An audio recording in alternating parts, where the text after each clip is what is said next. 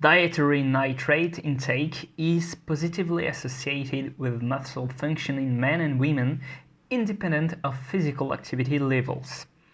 On se retrouve aujourd'hui pour une revue informelle d'études et on va parler du nitrate et en particulier, alors pas uniquement on va dire du nitrate de façon générale, mais plutôt de sa relation avec tout ce qui va être les fonctions musculaires. Alors je vais t'expliquer un peu en quoi consiste l'étude, pourquoi est-ce que le nitrate c'est cool et pourquoi ça a des mécanismes qui peuvent être cool. Et qu'est-ce que ça veut dire pour toi, pour ton entraînement du coup, bref, voilà. Alors, l'étude en question, c'est en fait, c'est pas, comment dire, c'est pas une étude qu'ils ont faite en interventionnel, où ils sont allés prendre des gens et leur ont dit oui, voilà, vous allez faire ça, ça, ça et ça. C'est pas vraiment comme ça que ça s'est passé. En fait, ils ont fait une espèce de sous-analyse des données qui sont récoltées pour exactement Australian Diabetes, Obesity and Lifestyle Study. Donc c'est une espèce comment dire, ouais, d'autres études qui doit être menée pour un petit peu une espèce d'étude mère, voilà, c'est ça que je cherchais en fait, qui est menée avec plein de participants. Et après, derrière, tu peux essayer d'investiguer ces résultats pour trouver des trucs. Alors, c'est quelquefois une approche qui est un peu controversée, parce que ce serait un peu essayer de rechercher des relations un peu à droite, à gauche. Ceci étant dit, vu le nombre de participants qu'il y a ici, et vu le nombre d'informations qu'on a sur eux, vu comment dire, le fait qu'on sait que les nitrates, ça peut être bon pour la santé et pour la fonction musculaire, ça me semble pas trop pourri d'avoir cette démarche-là. Voilà, alors, en gros, je crois qu'il doit y avoir un truc comme 10 000 personnes au départ dans l'étude, et en fait, ils ont éliminé progressivement toutes les personnes qui comment dire, ne rentraient pas dans le cadre, on va dire, de leur analyse. Alors je pourrais te faire les détails, mais en réalité, ils ont éliminé par exemple les personnes qui fumaient, machin, etc., pour essayer de vraiment garder que ce qui les intéressait.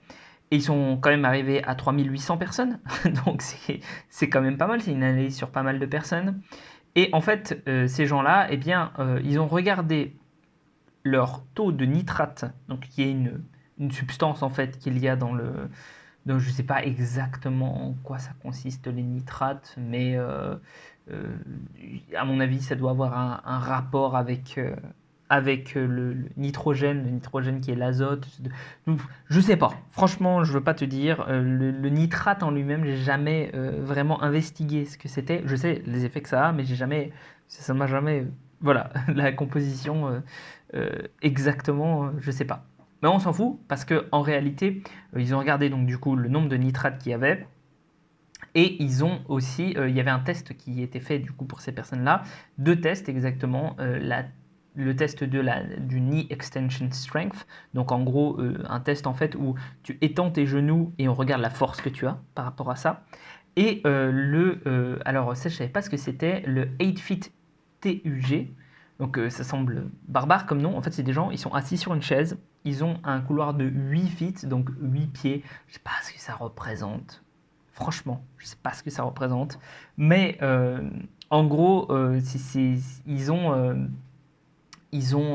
ouais, peut-être ça fait 5 mètres, quelque chose comme ça. Voilà, ils ont ces trucs-là devant eux. Et enfin, ce couloir-là qui fait cette taille-là, ils se lèvent, en fait, ils doivent se lever de la chaise, marcher à un rythme où ils sont confortables, euh, enfin, faire le tour au bout des 5 mètres et revenir s'asseoir sur la chaise. Et en gros, on regarde le temps qu'ils prennent pour faire ça. Bon, voilà, ça veut dire ce que ça veut dire. Moi, je préfère le knee extension strength. Mais bon, qu'est-ce qu'ils ont trouvé? Et c'est ça le plus intéressant. Ils ont trouvé que les gens qui prenaient plus de nitrate avaient tendance à être avoir des meilleurs résultats à ces tests-là, avoir plus de force du coup musculaire, parce que ce test-là de 8 fit TUG, c'est corrélé à la force, etc. Donc la fonction musculaire, en fait, c'est pour ça qu'ils l'ont appelé fonction musculaire, elle est favorisée chez les gens qui prennent le plus de nitrate. à bien quand même voir un truc, c'est que ça fait une espèce de courbe en U inversée, dans le sens où tu as à peu près un pic aux alentours de, si tu prends 90 grammes de nitrate, et puis après, bah, si tu continues à en prendre, ça rebaisse un peu. Ça rebaisse légèrement en fait euh, la force, et ça remonte légèrement le temps du TUG, donc du 8 feet TUG. Donc voilà, on peut se dire qu'il y a une espèce d'optimal, mais en même temps, quand tu es à plus, d'accord, de nitrate, tu ne reviens pas au niveau de départ. Tu es quand même au-dessus des gens qui prennent très peu de nitrate. Donc voilà, tu as plus d'avantages à en consommer plus que moins. Voilà. Et donc, qu'est-ce que ça veut dire? Enfin, et surtout, pourquoi c'est intéressant? Eh bien, je ne sais pas si tu as noté, mais dans le titre de l'étude, ils disent bien que c'est indépendant des niveaux d'activité physique. Ce qui veut dire qu'en gros, ils ont équalisé les niveaux d'activité physique entre les personnes. Ils ont aussi équalisé un tas d'autres trucs, et ils se sont rendus compte que, apparemment, eh ben, il y a un effet vraiment des nitrates qui est indépendant de tout le reste. Parce que dans ce genre d'études, on pourrait se dire, oui, mais en fait, peut-être que les gens qui prennent du nitrate, ils font juste plus attention à leur santé, ils font plus de sport, parce que le nitrate, on en retrouve où? On en retrouve dans les légumes verts de façon générale, les légumes verts feuillus, très exactement, les green leafy vegetables, dans la betterave aussi. C'est tout ce qui va avoir, tu sais, en complément alimentaire, ça va être ce qui va augmenter en fait les nitrates, enfin le même, qui va avoir le même effet que les nitrates, c'est tout ce qui va être malade de citrulline, enfin jus de betterave, choses comme ça. En fait, ça va augmenter ton oxyde nitrique. Donc oui, c'est ça, ça doit avoir un rapport avec l'azote parce que forcément l'oxyde nitrique c'est de l'azote. Ça va augmenter ton oxyde nitrique, et ton oxyde nitrique en fait il a un effet de signalement sur il